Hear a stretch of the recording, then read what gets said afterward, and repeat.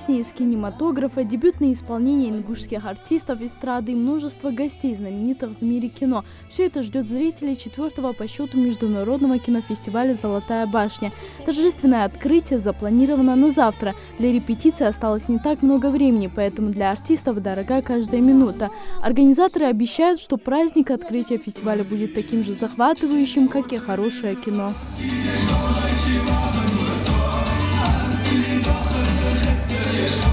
Самый главный гвоздь, самый наш главный сюрприз – это Владимир Гостюхин, который приедет прямо из Беларуси, летит к нам сюда и будет у нас на открытии фестиваля. На следующий день приедет Малгобек, тоже на концерт. У нас будет здесь народный артист Юрий Чернов, у нас будет здесь прекрасная исполнительница, звезда нашей эстрады, которая когда-то исполняла «Америку разлучница», это Ирина Шведова. И вот еще одна звезда, это тоже один сюрприз. Приедет самая сейчас популярнейшая артистка театра и кино, мюзикла всех, Анастасия Макеева, которая завтра будет вести вместе со мной, будет вести открытие этого фестиваля. Кинофестиваль «Золотая башня» проводится с 2014 года. Если в прошлом году в нем было представлено до 20 кинолент, то в этом году их число достигло 50. Причем растет не только масштаб кинофестиваля, но и география участников. В конкурсной программе заявлены фильмы из стран ближнего и дальнего зарубежья. Это Грузия, Украина, Турция, Германия, Венгрия, Китай и Таиланд. Вижу цифру 4 и не верю в это. Почему? Потому что 2 года мы обсуждали возможность начала такого фестиваля, открыть такого фестиваля в Ингушетии. И в силу разных обстоятельств, так как на Кавказе не было ни одного фестиваля до этого, были когда-то там.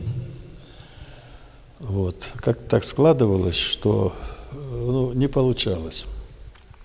А сегодня уже 4-й фестиваль, международный фестиваль.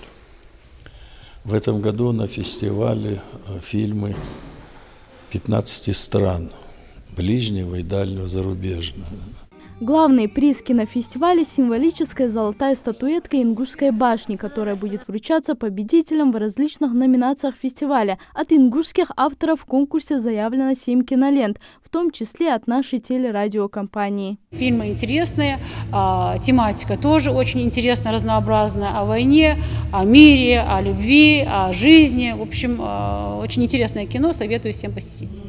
Торжественная церемония открытия кинофестиваля состоится в Назрановском доме культуры ровно в 15 часов. Кинопоказы пройдут с завтрашнего утра до 28 октября. Площадки бесплатных кинопоказов расположены в Нестеровском дворце культуры, в Центре культурного развития Магаса, а также в кинотеатрах «Дружба» и «Киностар» Назрани. Залина Магушкова, Магомед Урусханов, Новости 24.